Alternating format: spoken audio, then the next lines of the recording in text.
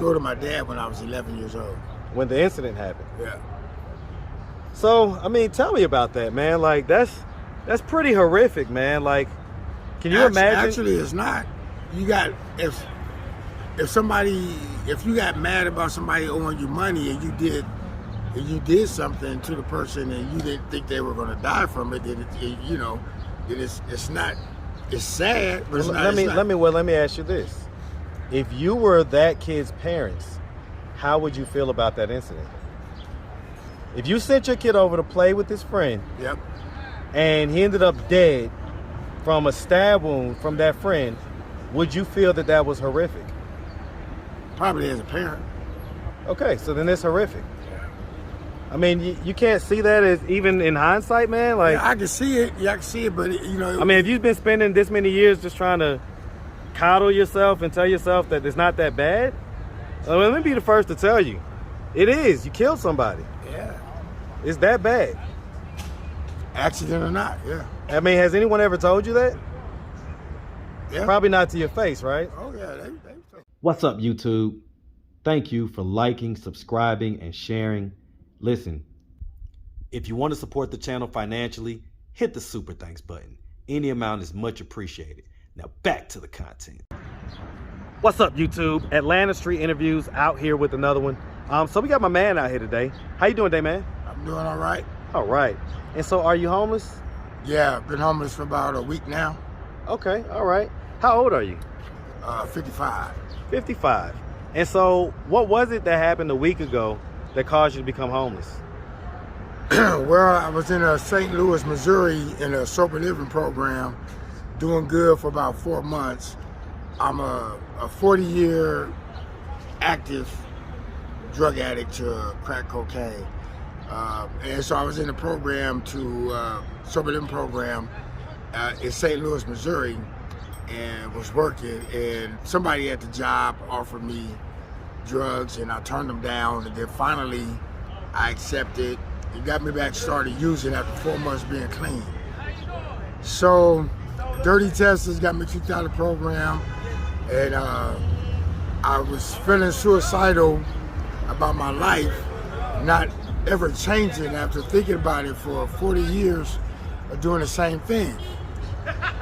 So I called my mother the day I was going to commit suicide in St. Louis in my motel, and she said something to me that had never been said since I was 11 years old. Do you want to come home? I told her, I said, where's home? She said, home is wherever I'm at. So I said, okay, well, I don't really know if home for me is hell or heaven at this point. So she said, well, if you want to come home, I'll send for you. So I didn't kill myself that Thursday.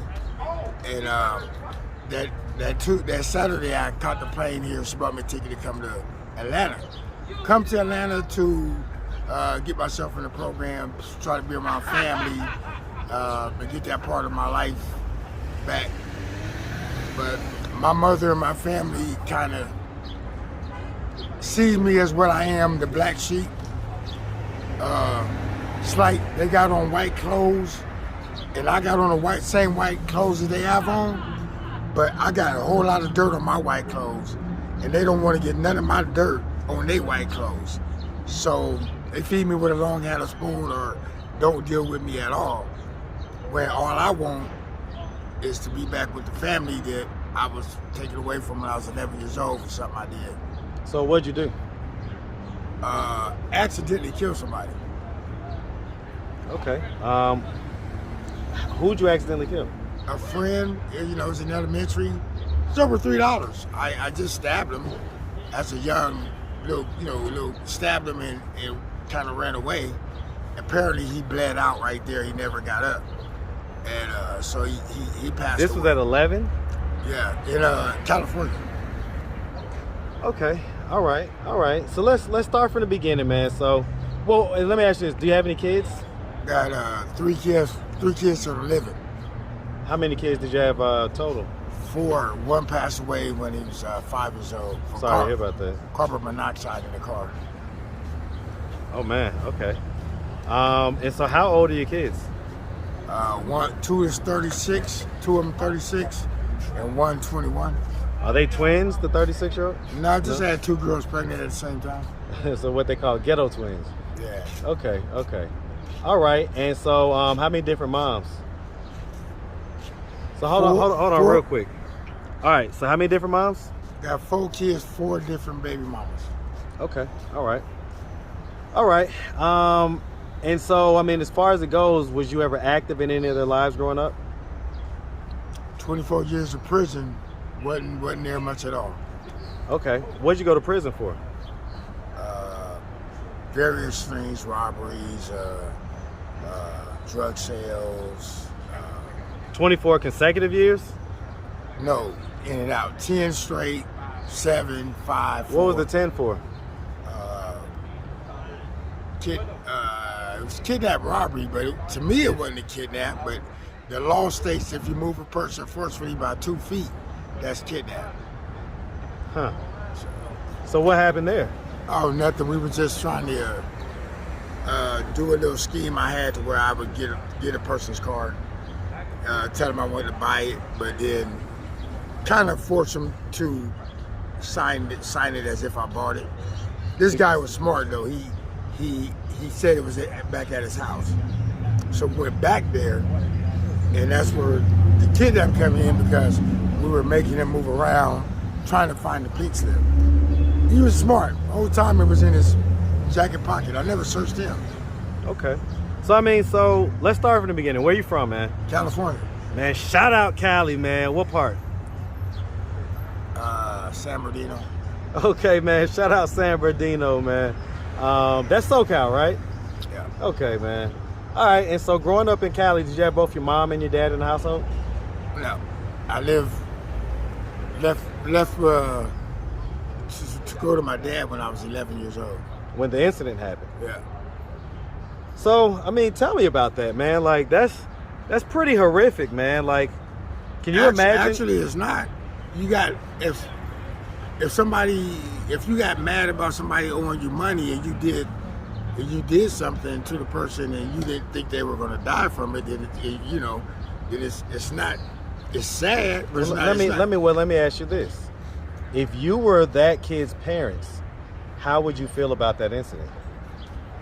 If you sent your kid over to play with his friend, yep, and he ended up dead from a stab wound from that friend, would you feel that was horrific? Probably as a parent. Okay, so then it's horrific. I mean, you can't see that as even in hindsight, man. Like, yeah, I can see it. Yeah, I can see it, but I mean, if you've been spending this many years just trying to coddle yourself and tell yourself that it's not that bad, let me be the first to tell you, it is. You killed somebody. Yeah. It's that bad. Accident or not, yeah. I mean, has anyone ever told you that? Yeah. Probably not to your face, right? Oh yeah, they told me. Hey, many psychiatrists have told me. Okay. All right, man. And so, I mean, so that happened at 11. That caused you to go live with your dad. He lived in Cali as well? Yeah. Okay. Yeah. And so, I mean, growing up, like, did you go to high school? Yeah. Okay, you graduated? Yeah. All right. Any college? Yeah. What college, man? Cerritos. Okay. What was you studying? Psychology. Of all things. Okay, I love it, man. I love it. How many years did you do? How far did you get along? A year in and a college? half, and then I dropped out. Okay. Was that like a college where you went away and stayed on campus, or? Yep. Okay. No, I had my own apartment. Okay, so but it was like the college experience, like not living at mom's house type deal. Right. All right. Okay. I was a state champion in wrestling. I was up there wrestling. Okay. All right. So you had a scholarship? Nope. Okay, but you joined the wrestling team and you was kind of killing it. Yep. All right. Ranked 28th in the nation in 1987. Okay. I mean, that ain't no slouch, man. All right. So you say that you started using drugs pretty early though, because you said after college. Oh, so that was after college. Yeah. So what made you smoke crack for the first time? Girlfriend's mother. No, yeah, girlfriend's mother.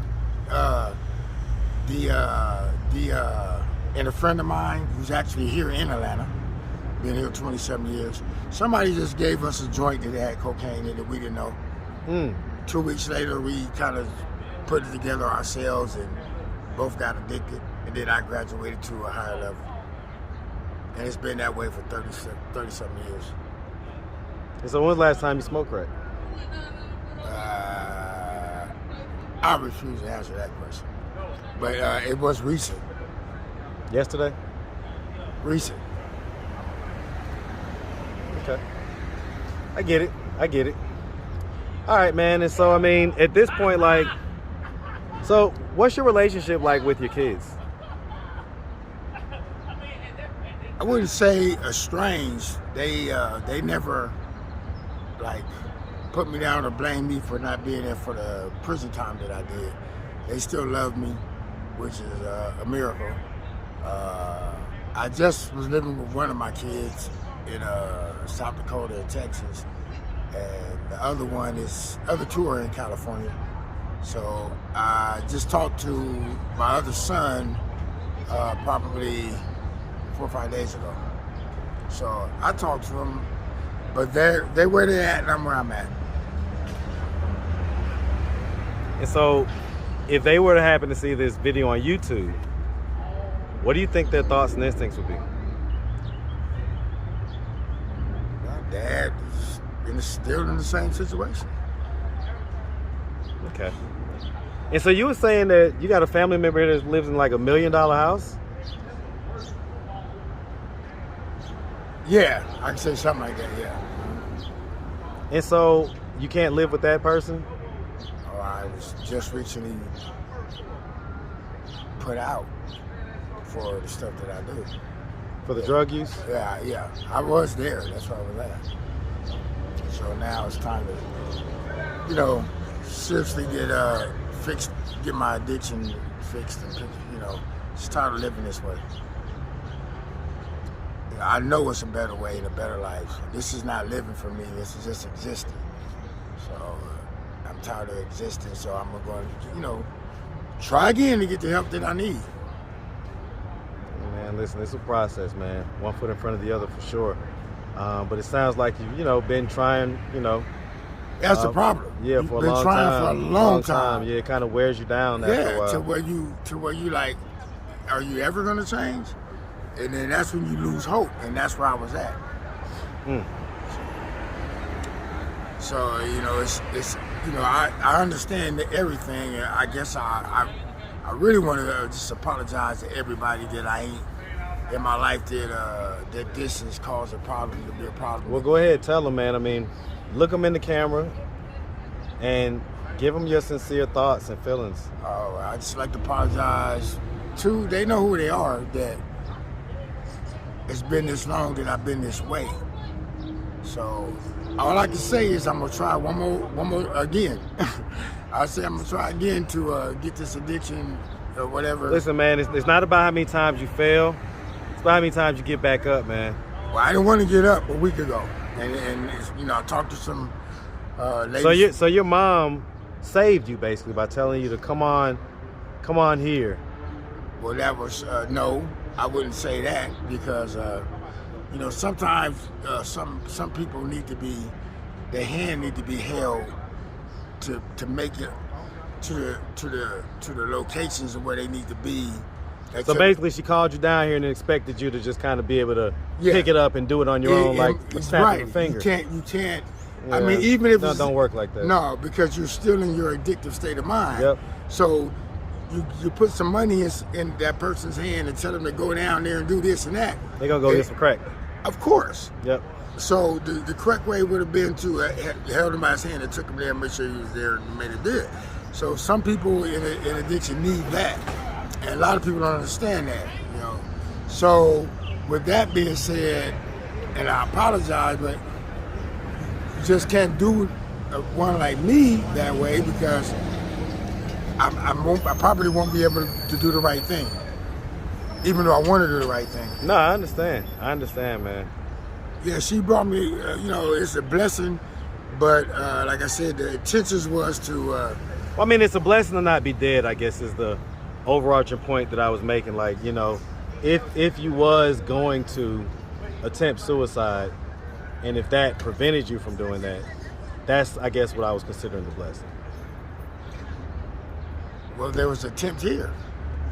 Mm. So the St. Louis was the thought. The attempt was actually here Oh, wow. a week ago. Okay. I see, man. And so now I guess God wasn't ready for me to go. And so now I'm going to attempt it to get it back. So let me ask. I mean, have you killed anyone else? Who? You. Nah, I can't answer that question. Well, I mean, I don't want to incriminate you if it's something you've already served your time for. But if not, then I guess we kind of, we can understand. Have I served time for killing somebody? No. I got you. So you was involved in gangs and things like that in Cali? Yep. Okay, what gang? Crips. Okay. So I mean, it's safe to say that you did a lot of gang street type activities that may have involved up to killing people. I did gang activities. Yeah, the gang activities in California for many, many years. That stuff leads you to, nothing but death in prison. It's nothing to be glorified. It's just what it was at the time that I was living that lifestyle. So today I'm. Do you feel like any of that may be kind of coming back to bite you in the butt in the form of karma? Not that. I mean, But specifically, if you did happen to do any killings. So we're not saying you did or didn't, but if you did, do you think that karma is part of what's going on right now? Nope. It's just addiction. Okay, I get it. And so how many times have we gone through the process of trying to go through the rehabs and stuff like that? Not as many as people think or try to say. I'd say actually I've tried that three times. Okay, I mean that's not a lot in 40 years. It's not. It's not a lot in 40 people years. think, but the 40-year cycle is just too much to handle. Yeah, anymore. that's a lot, man. I gotta say, man, for a 40-year crack cocaine addict, man, you don't necessarily look it. I'll say that. I say you kind of look like how any 55-year-old would look, in my opinion. So what are we doing at this point, man, to try to get ourselves, are we okay? So what I'm hearing is that you're not okay with the addiction. What are we doing to try to get ourselves off the addiction and eventually off the streets? I'm going to give my life back over to the Lord first and foremost, and hope that this great program called Sober Living in America, would have set me back again and send me to a different state and try again. But I'm motivated to. What's different this time? Probably the actually suicide attempt. So that was the first time you ever did that? Yeah, actually. Okay, more than just talking about it. Right. Okay. All right, man. So I think I'm at my bottom, but it's I am called by the Lord. So until I walk with the Lord 100% like I'm supposed to do, my life ain't gonna never be right. Because He called me for a certain purpose, and what you're doing is a really good thing too. But He called me for a purpose, and when you don't do what the Lord wants you to do, your life ain't gonna be right, regardless. No program. Hard head make a soft bottom, man. Yeah.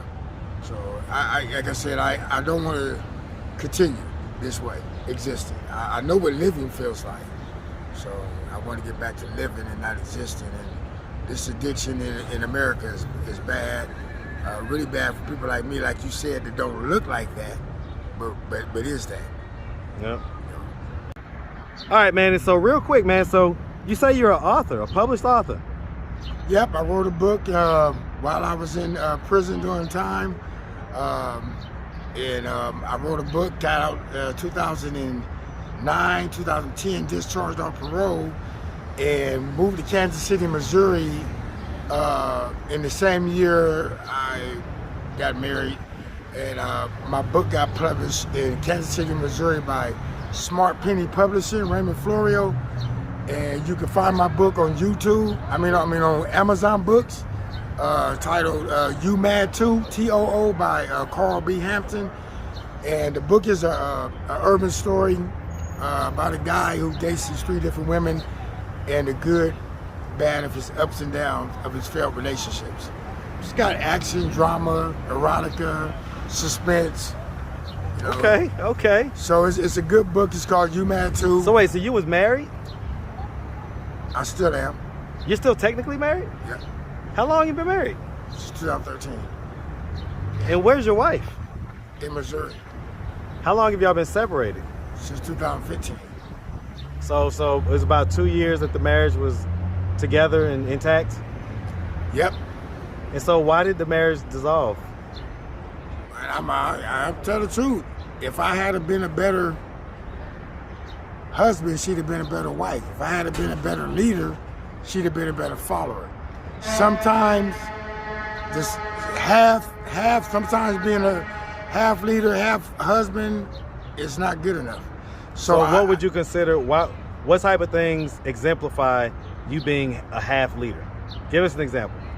Well, being half is somebody that is not consistent, not do things in stability. So I made an example, let me see. As a better leader. Like, in other words, was it financial? Was it infidelity? Was it, I don't know. Drug use? Like what? Well, the drug use causes you not to be both of those things. Okay, better leader, right. So the drug use basically kind of fueled your anything that wasn't righteous in that role of being a husband. Was there infidelity? No. So you didn't cheat on her? No. Did she ever cheat on you? No. No? Okay. So that wasn't the issue. It was more so, was it financial? No. I kept a house, kept a car. Okay, so who left who? I left her. It became violent on her part, and I don't hit women. She was hitting you? Yeah. Why? Her anger that I caused her to have. About what? What was she angry about? Everything. You want me specific? Well, I mean, she's got a house overhead. You wasn't cheating. I'm just trying to get an idea. Well, people that are in their addiction and don't come home for 2 or 3 days, of course your wife's going to be angry. Okay, so stuff like people, that. Yeah, again, fueled by the addiction. Without the addiction, then I would have been that all-the-time leader and husband. So I blame myself. Let me ask you this, man. I haven't asked this in a while, but it's a question I used to ask a lot.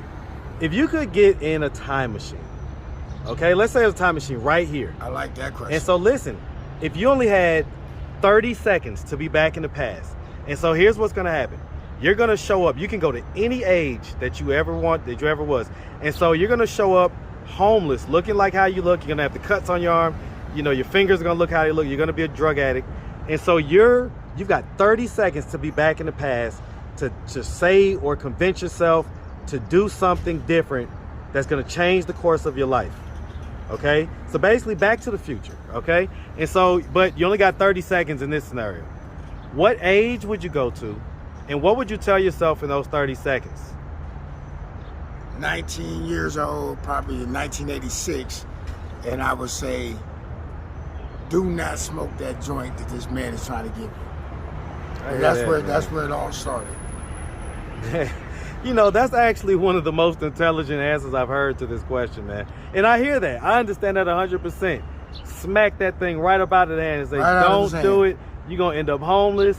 You're going to end up a crack addict. If you smoke that joint, everything in your life is going to go bad. That's what happened. That was the beginning of the addiction. Wow. So, I was an athlete before that, not really doing anything like that. So yeah, that was the beginning to the end. All right, man. Well, we really appreciate you, man, taking the time, answering all of our questions. If anybody out there wanted to reach out, help, or donate, do you have a way they could do that? You have social media, Cash App, anything like that? Sorry to say, not at the moment. Okay, man.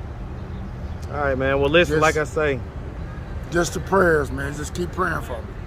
Man, absolutely. I ain't no bad dude. I'm just sad. Hey, man, listen. Trust me, man. We've seen it all on this channel, and you're nowhere near anywhere like the worst or nothing like that, man. So We definitely wish you nothing but the best out here, okay? All right, appreciate All right, man. Have a good one.